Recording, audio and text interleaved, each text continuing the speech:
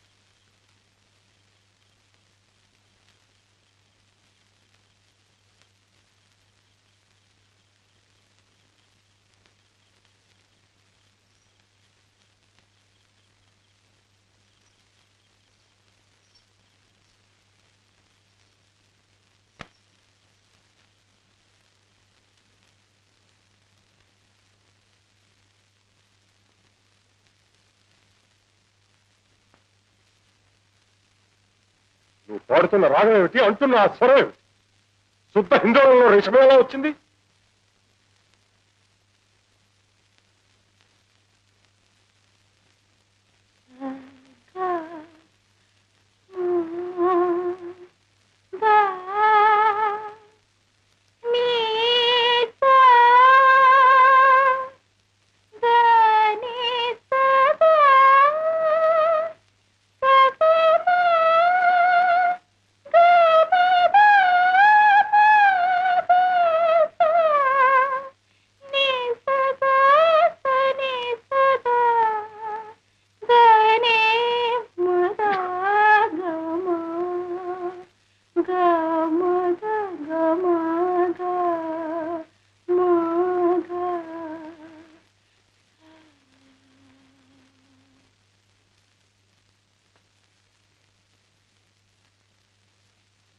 ఏమిటోరా కాముడు, ఉన్నదాన్ని ఊరుకోకుండా ఆ అమ్మాయిని పాట పాడమని నేనే అడిగాను.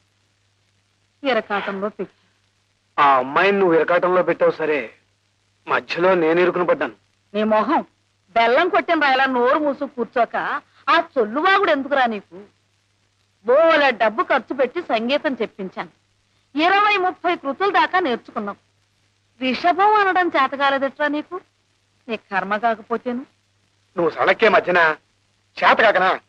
కావాలంటే ఇప్పుడు పరీక్ష పెట్టు. గడగడ రాగాలు, ఆరోహణలు, అవరోహణలు అన్ని అప్పచెప్పేస్తాను. ఉన్నట్టుండి ఆయన కళ్ళరేసేసరికి నాకు వణుకు పుట్టింది. ఆ కంగారులో ఏదో వాగేశాను, అంతే. 10 జన్మలు తల్లకిందులుగా తపస్సు చేసినా మనలాంటి వాళ్ళకి అలాంటి సంబంధం దొరుకుతుందా నాయన? చేతులారా దూరం చేసుకున్నావు. సన్నాసి. ఆ సంబంధం తప్పిపోయినందుకు నీకంటే ఎక్కువగా బాధపడుతోంది నేనే. నీకేం తెలుసు? నాకు సంగీతం రాదనేగా పొమ్మన్నాడు ఆయన. చూద్దాం.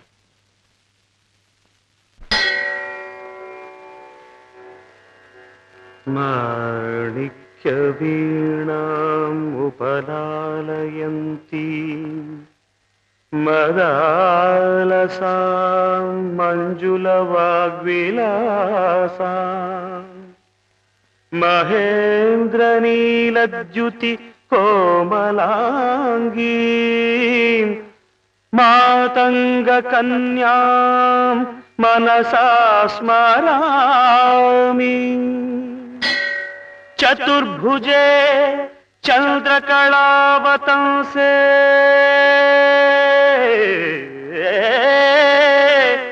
కుచోన్నతే కుంకుమరాగశోణే పుండ్రేక్షు పాశాంకుశ పుష్పబాణహస్తే నమస్తే నమస్తే నమస్తే జగదేకమాతః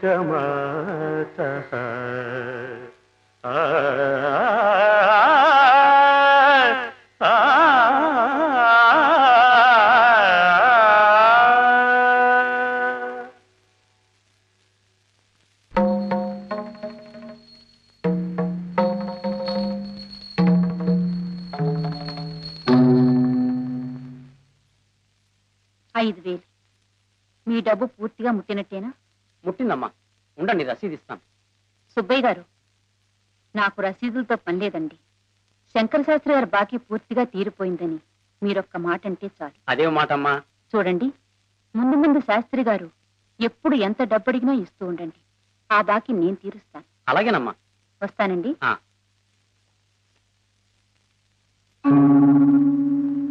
సుబ్బయ్య గారు, శాస్త్రి గారు వస్తున్నారు. ఆయనకు నా గురించి ఏం చెప్పకండి. రండి పంతులు గారు, రండి, కూర్చోండి. నీ దగ్గర ఇంతకు ముందే చాలా డబ్బు అప్పుగా తీసుకున్నానయ్యా. మళ్ళీ ఆ పని మీద నీ దగ్గరికి రాకూడదనే అనుకున్నాను, కానీ రాక తప్పలేదయ్యా. అదేం మాట పంతులు గారు, డబ్బు కావాలా? అవునయ్యా, పిల్ల పెళ్లి చేయబోతున్నాను. ఈసారి నువ్వు నోటి మాట మీద అప్పు ఇవ్వక్కర్లేదు సుబ్బయ్య. ఈ గండపిండారాన్ని చూసావా? ఇది ఒక ఆభరణం అని నేనెన్నడూ అనుకోలేదయ్యా. ఇది నా శరీరంలో ఒక భాగమేనని, కట్టెల మీద ఈ కట్టెతో పాటు ఇది కాలి బూడిదైపోతుందని అనుకున్నాను తప్ప ఇలాంటి అవసరం వస్తుంది అనుకోలేదయ్యా. డబ్బు రూపంలో దీని విలువెంతో నాకు తెలియదు. ఇది తాకట్టు పెట్టుకుని డబ్బు అప్పి. మీలో ఉన్న సరస్వతీదేవికి ప్రజలు తొడిగిన ఆభరణం ఇది. దీనికి విలువ కట్టే స్తోమత అర్హత నాకు లేవయ్య గారు. మీకెంత డబ్బు కావాలంటే అంత డబ్బు నేను సంతోషంగా ఇస్తాను.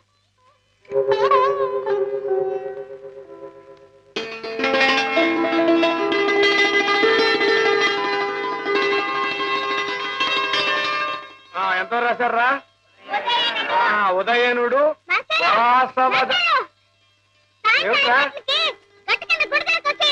ఎందుకురా? సాయంత్రం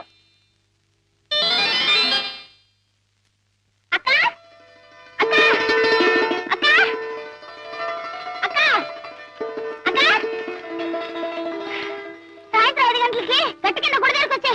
ఎందుకు అర్జెంటు?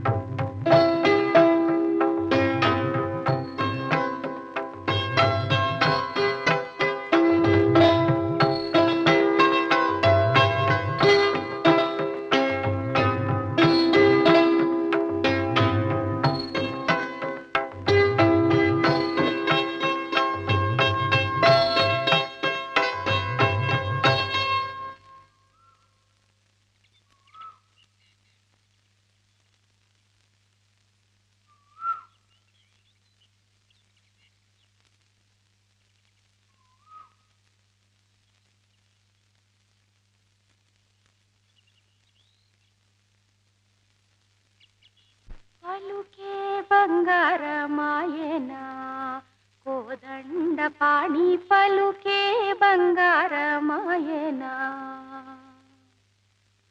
పలుకే బంగారమాయే పిలచీన పలుకవేమి కలలో నీ నామస్మరణ మరవా చక్కని సామి పలుకే బంగారమాయనా. ఏమిట్రా ఏమిటిదంతా? అంతా మీ మంచికే, నన్ను కొంచెం ఎత్తుకోండి. అయ్యగారు మీ ఇద్దరు పెళ్లి కొప్పుకున్నారు, అందుకని మీరిద్దరు సంతోషంగా దేవుడి దర్శనం చేసుకుంటారని రమ్మన్నాను. ఇక మీ ఇష్టం.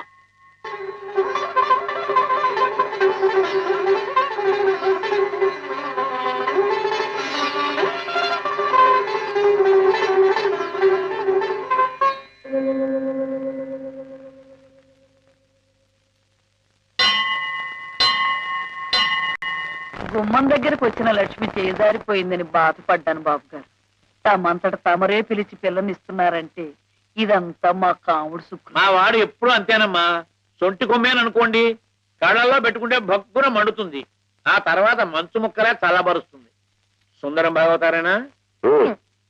మాట ఇది కటు, మనసు వెన్నపూస. ఇక శుభలేఖల పని పూర్తయినట్టే. పోతే నువ్వు ఒప్పుకుంటావనే నమ్మకంతో నేను ఒక మాట ఇచ్చానురా. ఏమిట్రా అది? మన శేషాచలం గారి హాలు ఎవరో తీసుకుని రీమోడల్ చేసి దానికి రంగులవి వేసి ఆర్భాటంగా తయారు చేశారురా. మన అమ్మాయి పెళ్లి రోజునే దాని ప్రారంభోత్సవం కూడాను. అలాగా? ఆ హాలుని నీ కచేరీతో పునఃప్రారంభించాలని వాళ్ళ కోరిక. వాళ్ళు వచ్చి నన్ను అడిగారురా. నేను సరేనమ్మా. బాబు గారి కచేరియా? ఒక్కసారి కూడా వినకుండానే పోతాననుకున్నాను. ఇన్నేళ్లకి నా కోరిక తీరబోతోందన్నమాట. అది వాడి అంగీకారం మీద ఆధారపడి ఉంటుందమ్మా. ఏరా ఏమంటావు? అలాగే.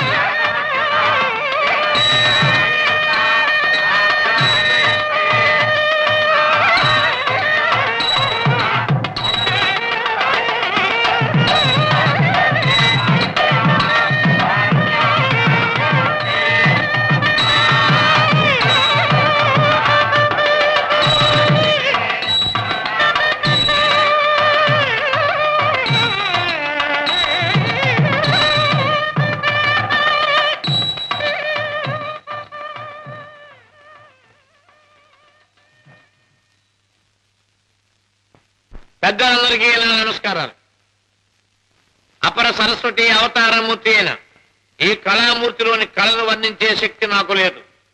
అయినా ఈయన సహచరునిగా ఈ వ్యక్తి యొక్క వ్యక్తిత్వాన్ని గురించి 2 మాటలు మీకు నేను విన్నవించుకుంటాను. గతంలో శాస్త్రి గారి గానం వినడానికి ఆబాల గోపాలం సహజాలు ఆడిపోయేవారు, విని పులకించిపోయేవారు. ఆయన మహారాజా టీవీతో దర్జాగా బ్రతకడం నాకింకా గుర్తు. ఆ వైభవం, ఆ వెలుగు నాకింకా కళ్ళ కట్టినట్టు కనపడుతోంది. కానీ కాలక్రమేణా సంగీతంలో అనేక మార్పులు వచ్చాయి. ఉదాహరణకి వాటైనా కాటైనా, ఖర్చైనా కొరికైనా అనేది సాహిత్యము, మలేరియా వ్యాధిగ్రస్తుని వణుకు లాంటి సంగీతము తయారయ్యాయి. అనేక శబ్దాలు, కూతలు, కేకలు, అరుపులు, నిట్టూర్పులు సంగీతంలో చోటు చేసుకున్నాయి. ఈ స్థితిలో తన గానానికి ఆదరణ లేని దశలో శ్రీ శాస్త్రి గారు తన ఇంటి 4 గోడల మధ్య అదే సభా వేదిక అనుకుని క్రిమికీటకాదులే రసికత గల శ్రోతలు అనుకుని తన సంగీత సాధనని కొనసాగిస్తూ వచ్చారు. తన సర్వస్వము అయిన సాంప్రదాయ సంగీతానికి ఈ రోజు ఇంత ఆదరణ లభించడంతో ఈ బ్రహ్మఋషి మొహంలో కొత్త తేజస్సు కనబడుతోంది. 10 కాలాల పాటు శ్రీ శాస్త్రి గారు తన గానామృతాన్ని మనకు విందు చేసే శక్తిని భగవంతుడు వారికి ప్రసాదించాలని నేను ప్రార్థిస్తూ ఉన్నాను. సెలవు.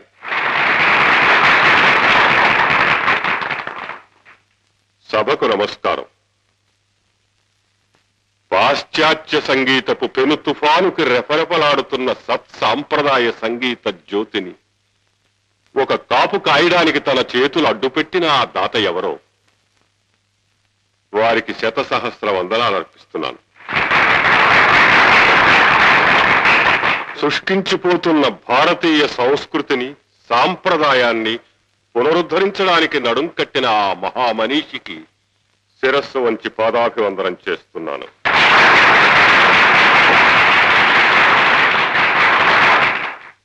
ఈ కళ జీవకళ, అజరామరమైనది. దీనికి అంతం లేదు. నిరాదరణ పొందుతున్న ఈ సంగీతాన్ని పోషించడానికి 1,000,000 ఒక్క వ్యక్తి ఉన్నా సరే ఈ అమృత వాహిని అనంతంగా ఇలా ప్రవహిస్తూనే ఉంటుంది. మనిషి నిలువెత్తు ధనం సంపాదించినప్పటికీ దొరకునా దొరకునా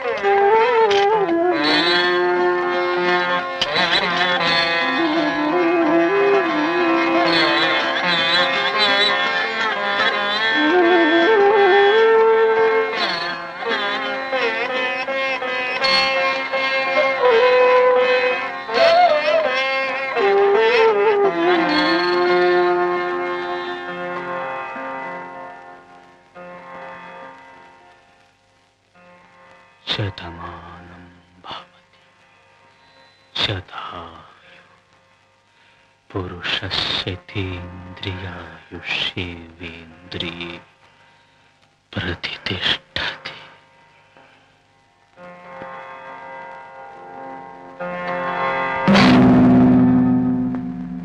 అమ్మా అమ్మా